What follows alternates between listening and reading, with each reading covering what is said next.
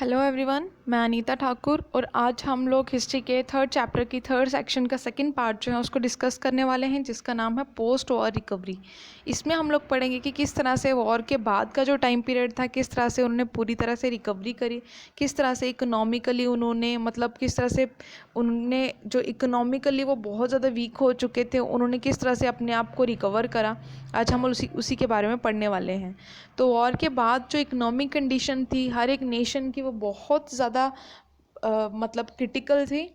तो हर किसी को बहुत ज़्यादा प्रॉब्लम्स फेस करनी पड़ रही थी। अगर हम लोग ब्रिटेन की बात करें तो ब्रिटेन एक ऐसा नेशन बन चुका था जिसकी इकोनॉमी वर्ल्ड में सबसे ज़्यादा लीड कर रही थी वॉर से पहले, और बहुत देर तक उसमें क्राइसिस चल रहे थे क्योंकि वो वॉर के पहले भी दूसरों पर ही डिपेंड था और हमेशा दूसरों पर उन्होंने कॉलोनीज लगाने में ज़्यादा पैसा वेस्ट करता था।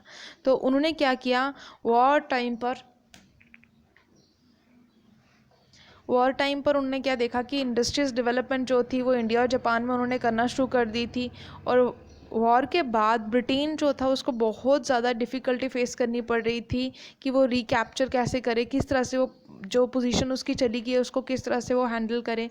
जो उसकी पहले पोजीशन थी जो कि वो डोमिनेंस कर रहा था इंडियन मार्केट पे, वो किस तरह से अपना डोमिनेंस जमाए दोबारा से, और इंटरनेशनल मार्केट में वो किस तरह से कम्पीट करे जापान के साथ। तो इसी तरह से जो फाइनेंस था वॉर के टाइम पे उसने कहाँ से लिया था, यूएस से उसने बहुत ज़्यादा पैसा लिया हुआ था उधार पे, जिससे कि वॉर टाइम पर जब वॉर ख़त्म हुई, जैसे उसका एंड हुआ, तो अब ब्रिटेन के ऊपर बहुत ज़्यादा बर्डन हो चुकी थी। ब्रिटेन बहुत ज़्यादा एक्सटर्नल डेब्ट्स में फंस चुका था, कर्जे में फंस चुका था, जिसकी वजह से वो इतनी जल्दी कर्ज से बाहर नहीं निकल सकता था।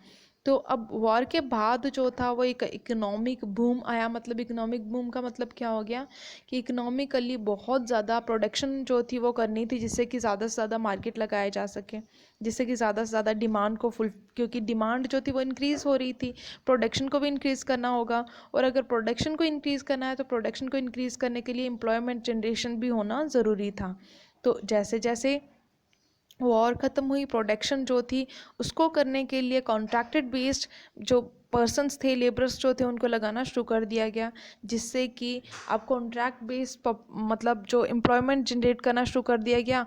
तो अनएम्प्लॉयमेंट जो थी वो भी इंक्रीज़ होना शुरू होगी। उसी टाइम पे देखा गया गवर्नमेंट जो थी उन्होंने कुछ एक्सपेंडिचर्स को रिड्यूस कर दिया, और देखा गया कि अब पेस टाइम रेवेन्यूज़ जो थे वो भी नहीं लिए जाएंगे। और ये जो डेवलपमेंट्स थी वो 1920s के टाइम पर बहुत ज़्यादा देखी गई। बहुत ज़्यादा लोग जो थे उन्होंने बहुत ज़्यादा जॉब्स को लूज़ किया उस टाइम पर, 1920 के टाइम पर। और हर 5 साल में ब्रिटिश वर्कर्स जो थे उनको काम से निकाल दिया जाता, और जिससे कि हम लोग को ये देखने को मिला कि ये एक अनसर्टिनिटी थी। एक ऐसा टाइम आ चुका था कि जब वॉर के बाद का जो सिनेरियो था उसमें एक ऐसे वर्क लेबरर्स की डिमांड आ चुकी थी जो कि पहले कभी भी नहीं थी। और एग्रीकल्चर इकोनॉमीज़ जो थी अब वो बहुत ज़्यादा क्राइसिस में थी, क्योंकि लेबरर्स को फोर्सफुली अपने नेशंस को छोड़ के दूसरे नेशन जाना पड़ता। और अब ये बताया गया कि ज़्यादा से ज़्यादा वीट को प्रोड्यूस किया जाए। वीट प्रोड्यूसर्स जो थे अब उनके लिए भी थोड़ा सा वेज बढ़ रहे थे, क्योंककि डिमांड जो थी वो इंक्रीज़ हो रही थी। वॉर से पहले जो ईस्टर्न यूरोप था उसका मेजर सप्लायर वीट का पूरे मार्केट में वीट को डिमांड फुलफ़िल करता था। और जो सप्लाई थी वो वॉर के टाइम पर वीट प्रोडक्शन की कहाँ कहाँ में होती थी, कनाडा में, अमेरिका में, ऑस्ट्रेलिया में, वो अब बहुत तेज़ी से बढ़ रही थी। लेकिन एक बार फिर से ये जो प्रोडक्शन थी ईस्टर्न यूरोप की वो दोबारा से रिवाइव होना शुरू हो गई, जिससे कि उन्होंने देखा कि आउटपुट जो था वीट का वो उन्होंने अपने लेवल पे क्रिएट करना शुरू कर दिया। अब ग्रेन्स जो थी उनके प्राइसेस जो थे वो भी गिरना शुरू हो गए, कम होना शुरू हो गए। रूरल इनकम जो थी वो भी डिक्लाइन होना शुरू हो गई। फार्मर्स जो थे वो ज़्यादा डेप्थ में घुसते चले गए, कि वो ज़्यादा कर्ज में डूबते चले गए। आई होप आप लोगों को समझ में आया होगा। Thanks for listening and may God bless you all.